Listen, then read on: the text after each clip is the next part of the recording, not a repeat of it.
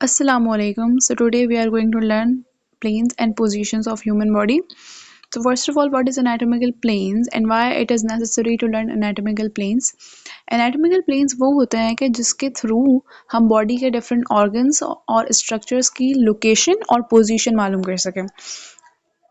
अगर हमें बॉडी के ऑर्गन्स की लोकेशन पता नहीं होगी कि ऑर्गन कहाँ लाई करता है, स्ट्रक्चर का नहीं पता होगा, तो हम बॉडी को कट कैसे कर सकते हैं. तो इसका वाइटल रोल कहाँ आता है? सर्जरीज में आता है कि हमें पता है कि ये ऑर्गन कहाँ लाई करता है, तो हम इसको इस प्लेन में कट करेंगे. हमें पता है कि लेट्स सपोज हार्ट जो है हमारा थोरेसिक कैविटी में लाई करता है, तो हम उसके अकॉर्डिंग ही जो उसकी पोजीशन है, लोकेशन है, उसके अकॉर्डिंग ही हम उसको डिफरेंट प्लेन्स में कट करेंगे. ठीक है. There are 4 types of planes: frontal plane, transverse plane, mid-sagittal plane, and parasagittal plane.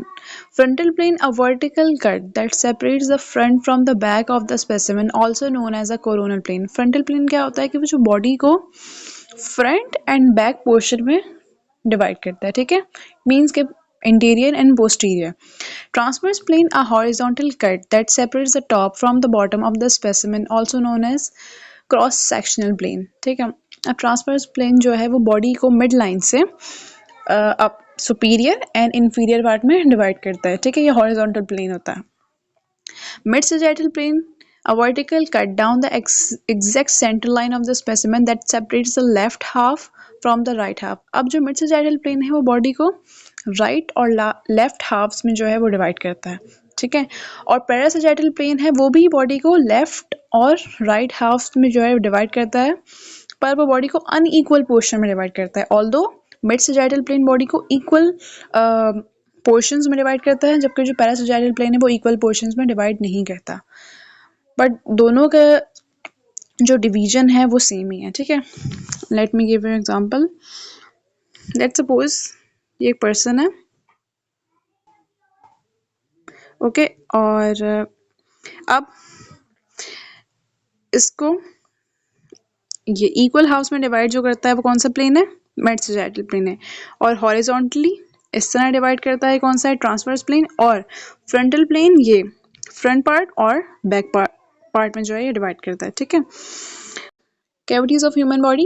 A body cavity is a fluid-filled space inside the body that holds and protects internal organ. Human body cavities are separated by membranes and other structures. The two largest human body cavities are ventral and dorsal cavity. अच्छा, body cavities क्या होती हैं कि आपके जितने भी organs हैं वो डबल मेम्ब्रेन्ड है. ठीक है. और उनके अंदर एक फ्लूइड प्रेजेंट होता है. ठीक है. क्या रीज़न है इस फ्लूइड का? कि वो आपके ऑर्गन को लिब्रिकेशन प्रोवाइड करता है और फ्रिक्शन रिड्यूस करता है. ठीक है. लेट्स सपोज आपका हार्ट है. अब वो 24 आवर्स उसने वर्क करना है. ठीक है. ऐसा नहीं है कि वो कुछ टाइम रिलैक्स कर ले या अपना काम छोड़ दे, नहीं. ठीक है. तो इस फ्लूइड का पर्पज़ ही यही है कि ये हार्ट को लिब्रिकेशन प्रोवाइड करता है, आप ताकि आपका जो ऑर्गन है वो कोलैप्स ना कर जाए. ठीक है. तो आपके जितने भी ऑर्गन्स हैं ना उसमें ये कैविटी प्रेजेंट होती है. ठीक है. अच्छा, जो लार्जेस्ट कैविटीज़ हैं वो वेंट्रल है और डॉर्सल कैविटी है.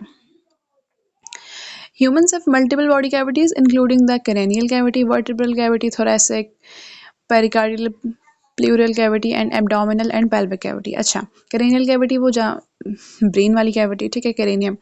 वर्टेब्रल कैविटी वर्टेब्रल कॉलम वाली है. थोरेसिक कैविटी जहाँ आपका हार्ट और लंग्स लाया करते हैं. पेरिकार्डियल हार्ट की कैविटी को कहते हैं. प्लूरल लंग्स की कैविटी को कहते हैं.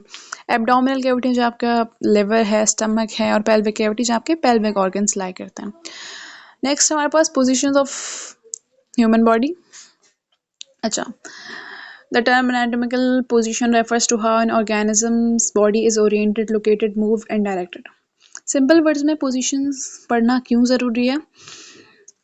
पोजीशंस मल्टीपल हो सकती हैं. ठीक है. लेकिन we are going to discuss only few. Okay. Position पढ़ने का क्या कंसर्न है?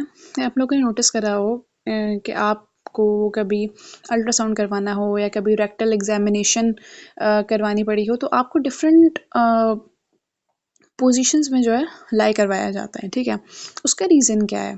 ठीक है. क्योंकि वो हर प्रोसीजर के लिए जो है एक डिफरेंट पोजीशन रिक्वायर्ड होती है. ठीक है. लेट्स सपोज अगर बैक सर्जरी किसी को करवानी है तो वो प्रोन पोजीशन में लाई करेगा. अगर किसी को लेट्स सपोज अल्ट्रासाउंड करवाना है तो वो सुपाइन पोजीशन में लाई करेगा, ठीक है। सो फर्स्ट वन है prone position. Prone position is the body position in which a person is lying flat on their front face down. अच्छा, इस पोजीशन में क्या होता है, जो पेशेंट है उसका जो फेस है वो डाउनवर्ड होता है और उसकी बैक जो है वो अपवर्ड होती है, ठीक है। अच्छा, ये पोजीशन कब यूज़ की जाती है, इसका यूजेज क्या है, ड्यूरिंग बैक सर्जरीज में इसका मेजर यूज़ है, ठीक है, और physical examining of the back, ठीक है। नेक्स्ट है supine position. In the supine position the individual is lying on their back with their face and abdomen facing upward. इसमें जो है इंडिविजुअल लाई करता है फ्लैट, ठीक है, और उसका जो फेस और एब्डोमेन है वो अपवर्ड होते हैं, ठीक है। अच्छा, इसका यूजेज क्या है सुपाइन पोजीशन का, इसके मल्टीपल यूजेज हैं क्योंकि ये मोस्ट कॉमन जो है position we observe in our daily life. अच्छा, सुपाइन पोजीशन आपको लेट्स सपोज एक्सरे करवाना है, अल्ट्रासाउंड करवाना है और फिजिकल एग्जामिनेशन में यूज़ की जाती है, ठीक है, एंड सर्जरीज के लिए भी ये वाली पोजीशन यूज़ की जाती है। Right lateral recombinant, right lateral recumbent or LRR means that patient is lying on their right side. Then उसके बाद left lateral recumbent, both are same, just difference is that कि right में patient जो है अपने right side पर लाई करता है और लेफ्ट में जो है वो लेफ्ट साइड पर लाई करता है। इन दोनों का यूजेज क्या है कि ये वाली पोजीशंस मोस्टली जो है rectal examination and vaginal examination में जो है यूज़ की जाती हैं। फोलर्स position, this is the most common position for patient resting comfortably, whether inpatient or in the emergency department, with knees either straight or slightly bent and the head of the bed between 45 and 60 degrees. अच्छा, इस position में जो है patient का जो bed है उसके जो एंगल होता है वो 45 टू 60 डिग्रीज तक मेंटेन किया जाता है। और ये वाली जो पोजीशन है इसका जो यूजेज है वो जब पेशेंट सफ़र कर रहा हो रेस्पिरेटरी डिस्ट्रेस से और उसको ब्रीदिंग में डिफ़िकल्टी हो तो ये पोजीशन जब बेनिफिशियल है बहुत। लास्ट है हमारे पास Trendelenburg position. The Trendelenburg position is achieved by elevating the feet and legs of the patient above the level of the heart in the spine position. ये पोजीशन ऑलमोस्ट सुपाइन पोजीशन की तरह होती है पर इसमें जो पेशेंट के legs हैं उसके फीट उससे हेड से जो है एलिवेटेड होता है। अब इस पोजीशन का क्या यूजेज है कि जब पेशेंट सफ़र कर रहा हो हाइपोटेंशन से और ड्यूरिंग वेनस रिटर्न में जो है यूज़ की जाती है, एज वेल एज सर्जरीज में भी वाली पोजीशन यूज़ की जाती है, ठीक है। Importance of anatomical position. A standard anatomical position provides a clear and consistent way of describing human anatomy and physiology. When assessing an individual's anatomy, many anatomical terms are used to describe the relative positioning of various appendages in relation to the standardized positions.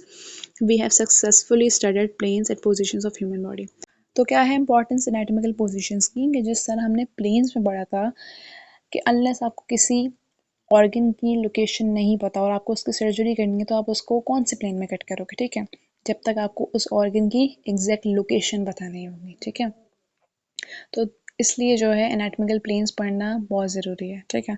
Same goes with positions as we discussed कि हर procedure के लिए different position required है, ठीक है। Let's suppose कि आपके पास कोई पेशेंट आता है, ठीक है, और उसको अल्ट्रासाउंड करवाना है तो आपको पोजीशंस पता होनी चाहिए कि अल्ट्रासाउंड के लिए कौन सी पोजीशन रिक्वायर्ड है, सुपाइन पोजीशन, ठीक है। कोई पेशेंट आता है वो सफ़र कर रहा होता है रेस्पिरेटरी डिस्ट्रेस से, उसको ब्रीदिंग में प्रॉब्लम हो रही है तो आपको पता होना चाहिए उसके लिए कौन सी पोजीशन रिक्वायर्ड है, फोल्डर्स पोजीशन, ठीक है। This is all about today's topic. अल्लाह हाफ़िज़।